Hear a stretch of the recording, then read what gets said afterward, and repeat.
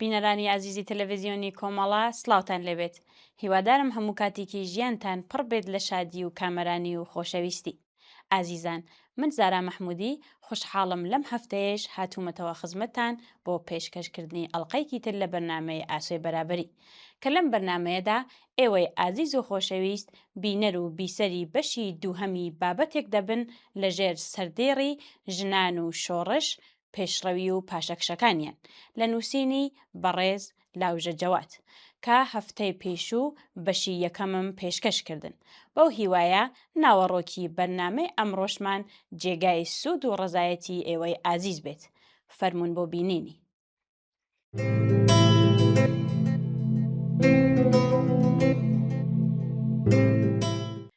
ژنان و شۆڕش پێشڕەوی و پاشەکشەکانیان سەبارەت بە ڕۆڵی ژنان لە شۆڕشی ئۆکتۆبری 1970 ڕووسیادا لە نووسینی بەڕێز لاوژە جەواد بەشی دووهەم. لە دەسەڵاتی دوای شۆڕشدا گفتوگۆی کۆبوونەوەی بەرچاو لە نێوان ژنان ئەنجام دەدرێت و چەندین داواکاری فەوری لەلایەن ڕابەران و هەڵسوڕەوانی ژنان دەخرێتە ڕوو، وەک کەمکردنەوەی ساعەتی کار، یەکسانکردنی کرێ بە کۆمەڵایەتیکردنەوەی کاری ناوماڵ و هتد. زۆر بەجددی کار دەکرێت لەم پێناوەدا، هەروەک لە پێشەکیەکە ئیشارەتم پێداوە کۆمەڵێک دەستکەوت بەدەستێن، بەڵام هەروەک لنین دەڵێت تەنها یاسا بەس نییە بۆ گەیشتن بە ئامانجەکانمان لە مەیدانی ژنان. لەم چوارچێوەیە دەست بۆ کاری هوشیاری و ڕۆشنگری دەبن.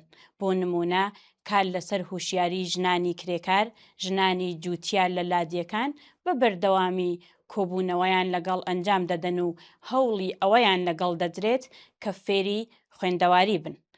لنین بەردەوام لە وتارەکانی لە کۆبوونەوەکاندا تاکیدی دەکردەوە کە زەرورە ژنان خۆیان بێنە مەیدان و خەبات بکەن بۆ مافەکانیان بۆ ئەوەی لە کۆت و بەندی کۆلایەتی ڕزگاریان بێت. و هەر وەک باسم کرد بۆ چۆنی ئنگلس سەبارەت بە خێزانیان کردبووە بنەمای کارەکانیان و پێیان وابوو کە دەبێت کاری ماڵ کۆمەڵایەتی بکرێتەوە، ژن بەرهەمهێن بێت و فرمی خێزان بەم شێوە تەقلیدیە نەمێنێتەوە. بۆ ئەمەش کەوتنەکردنەوەی دایەنگا، خواردنگە و جلشۆرگەی گشتی. ئەوان زەرورەتی بوونی ڕێکخراوی ژنانیان ڕەت دەکردەوە. پێیان وابوو ژنان و پیاوانی کرێکار لە یەکجیا دەکاتەوە. هەر بۆیە لە ساڵی 1990 بڕیاردرا کە لە کومەیتەی ناوەندی حیزبەوە بەشی ژێنۆتێل بە ئامانجی هۆشیارکردنەوەی ژنان پێک بهێنن. ژێنۆتێل کاری زۆر گرنگی ئەنجام دەدا. بۆ نمونە دەورەی تایبەتیان دەکردەوە و ژنانیان دەنارد بۆ شوێن و دام و دەستگا گرنگەکان بۆ ئەوەی فێری بەڕێوەبردن و بەشداری لە بەڕێوەبردننی وڵات بکرێن. لە گرنگترین کارەکانیان کارکردن لەسەر ژنان بوو لە ڕۆژهەڵاتی ڕووسیا کە ئاینی ئیسلام بوو. لەوێ ژنان ڕوبەڕووی کوشتن بە زۆر بەشودان لە تەمەنێکی زۆر منداڵی دەبوونەوە. لە ڕێگای پرۆژەی ڕۆشنگەری و کردنەوەی کافەتریای تایبەت بە ژنان و حەمام و شوێنی تری گشتیەوە دەچوونە ناو ژنان. ئەوان هەرگیز حجابیان بە یاسا قەدەغە نەکرد، بەڵام بە یاسا پارێزگاریان لەو ژنانە دەکرد کە حجابیان لا دەبرد. لە ساڵی 1920 بە یاسا لە باربردن ئازاد کرا و ئەمەش بەشێک لە کار و خەباتی ژێنۆتێل بووە خەڵکیان لەم بارەوە هۆشیار دەکردەوە.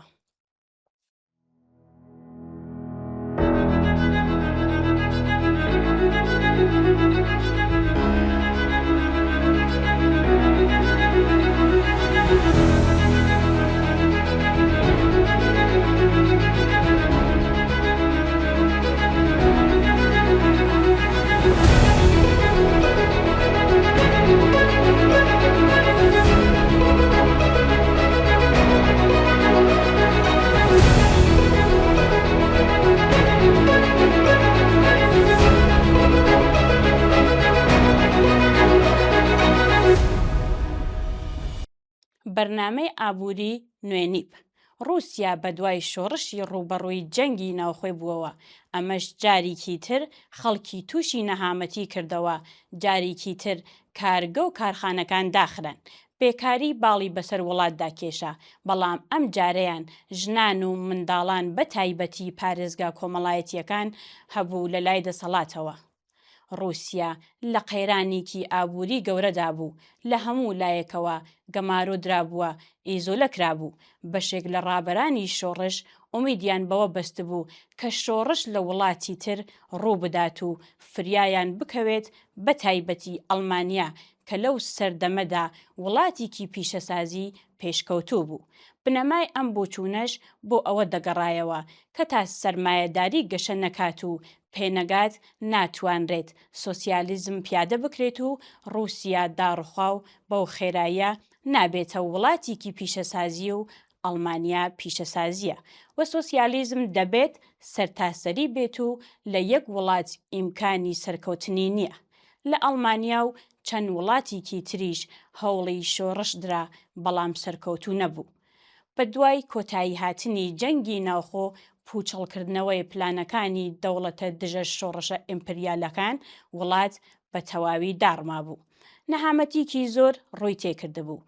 بلشویکەکان بەڕابەرایەتی لەنین ناچار بوون بەرنامەی ئابووری نوێ دابنێن بۆ سەرپێخستنەوەی ئابووری وڵات.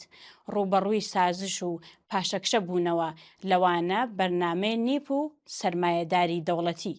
لە کاتی نیپدا بە ناوی کرێکاری ناکارەمەوە ژنانێکی زۆر لەسەر کارەکانیان دەرکران.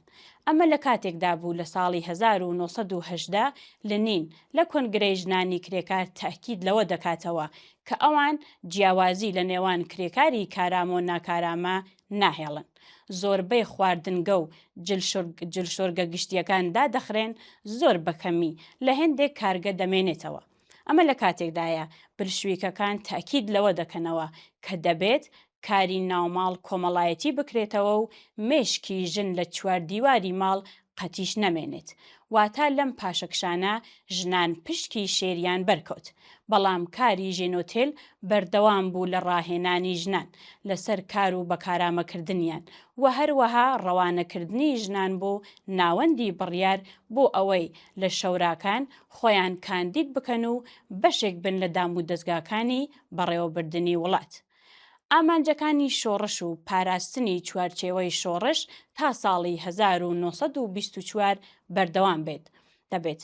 لەم ساڵەوە گفتوگو بربەرەکانی تند لە نێو ڕابەری حیزبی کۆمۆنیست یان بلشویکەکان ڕوودەدات و دەرەنجام بەرەی بەسەنعەتیکردن و سەرمایەداری دەوڵەتی سەرکەوتوو دەبێت و شۆڕش فەلەج دەبێت. ئازیزان ناوبڕێک دەبینین و دەینەوەلاتەن.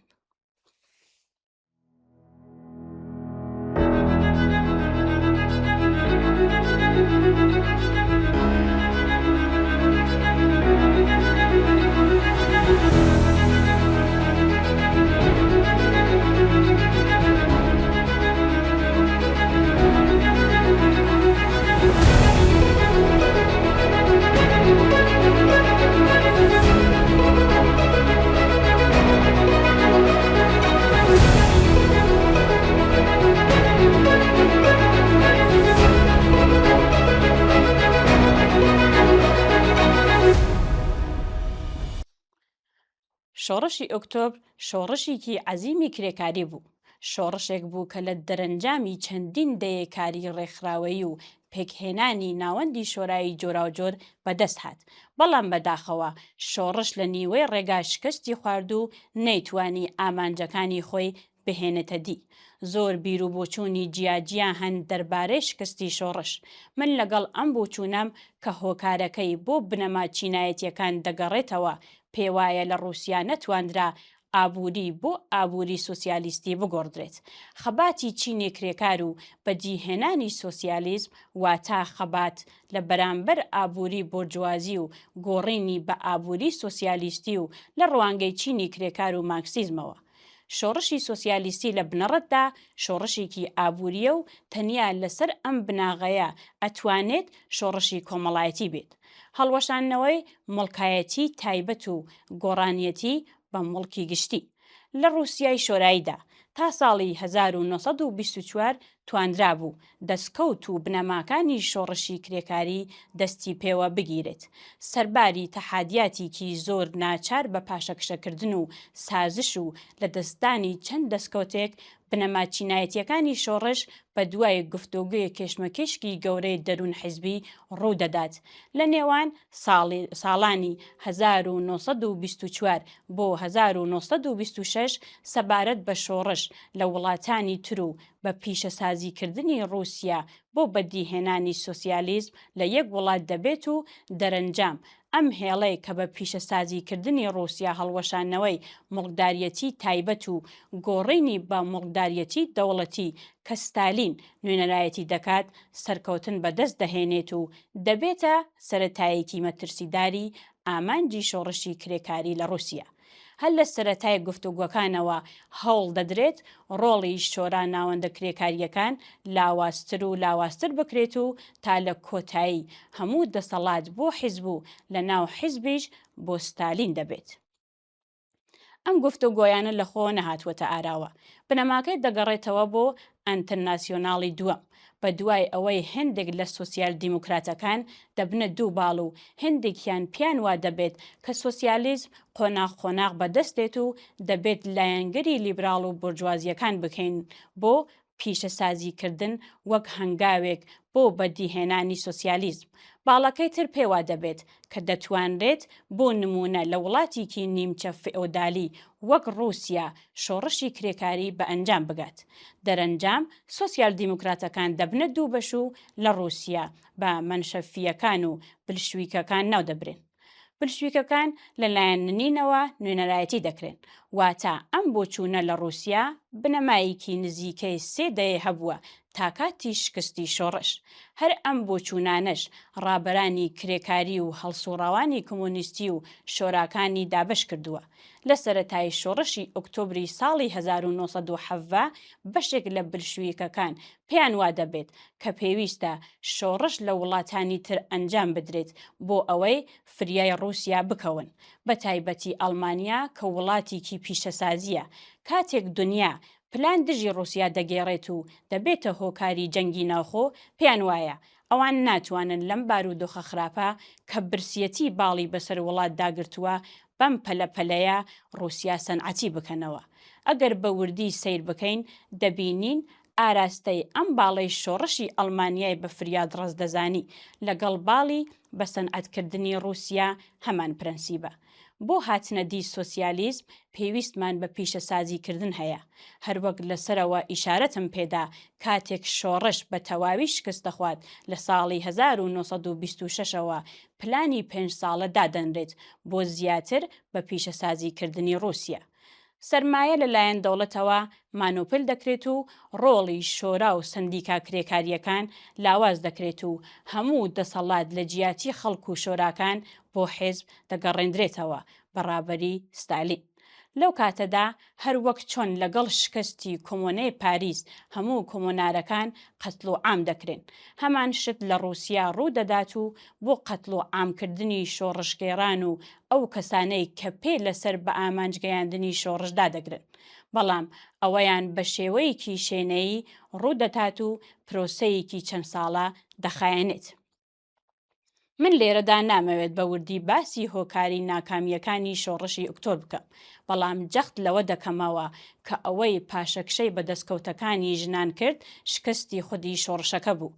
ئەگەر شۆڕش بە ئامانجی خۆی بگەیشتبایە و ئابووری بگۆڕیبا بۆ ئابووری سۆسیالیستی و کۆمەڵایەتی، زۆر بە ئاسانی هەموو کێشە کۆمەڵایەتی و دیموکراتیەکان چارەسەر دەبوون. بە واتایەکی تر لە رووسیای شۆراییدا ئابووری سەرمایەداری بەڕێوە دەچوو، بەڵام سەرمایەداری تایبەت نەبوو بەڵکو سەرمایەداری دەوڵەتی بوو. واتە چاوسانەوەی ئینسان لەلایەن ئینسان کۆتایی پێنەهات و ئینسان کوێلەی کاری کرێبوو بۆ دەوڵەت. لەم نێوەشدا جارێکی تر ژنان کرانەوە وەسیلەیەک بۆ بە ناوی کرێکاری ناکارامە و هەرگیز نەیانتوانی کرێی یەکسان وەربگرن. کۆمەڵگەی سۆسیالیستی بەدی نەهات و بۆ جارێکی تر ژنان ناچار کرانەوە بە کاری ناوماڵ و منداڵبوونی زۆر.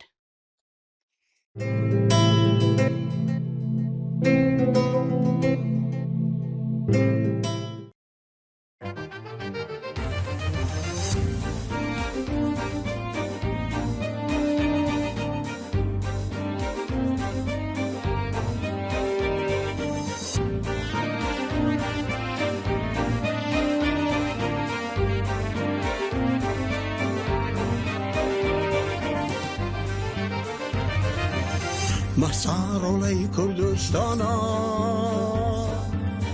بەسا چێرەی گشتێرەنە مسارڵەی کوردستانە بەسا چێرەی گشتێرەنە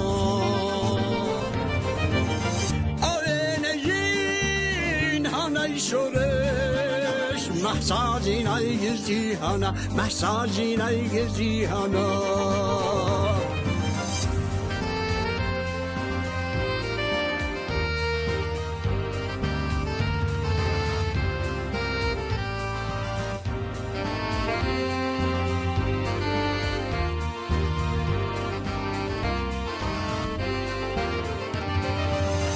مسای ئێمە جەماوەرە مسای ئێمە جەماوەرە مەسا شەقامی سەنگەرە مەسا شەقامی سەنگەرە مەساکانی ترسنەکان دەیدەی دوژمن بودارەوە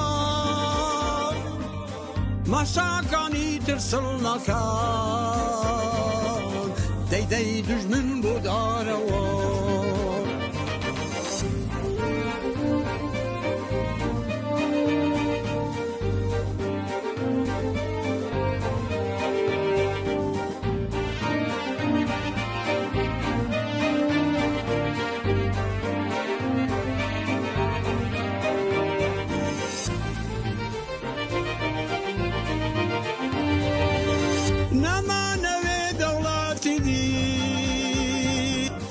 نەمانەوێ سێدارۆشی هەلبەرەباری ژێن و پیاو نەمانەوێ دوژمێنیژی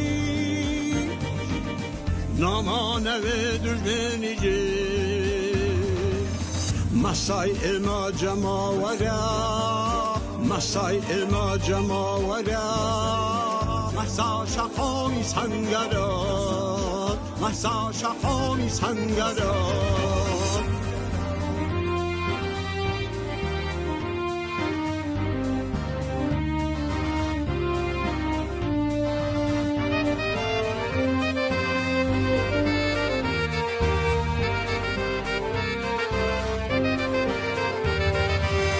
دیگە بوو پەلچەمە ناوێ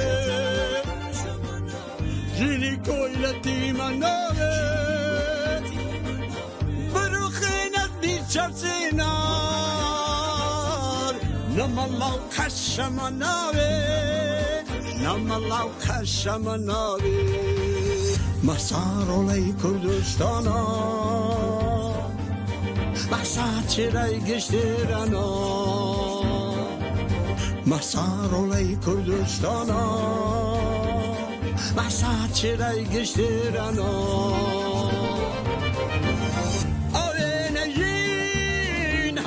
شورش محساجینای گزی هانا محساجینای گزی هانا